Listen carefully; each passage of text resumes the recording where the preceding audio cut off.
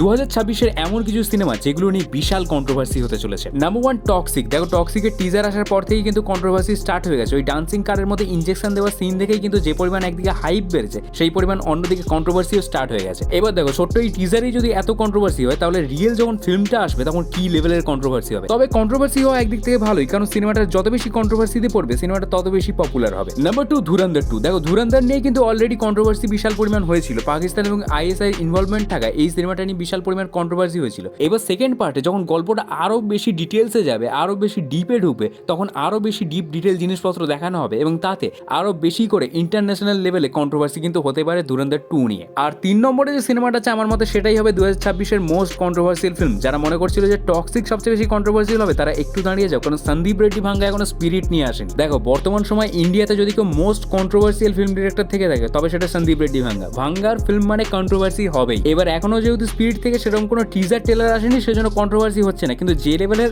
Update আসছে তাতেই কন্ট্রোভার্সির জন্য যথেষ্ট।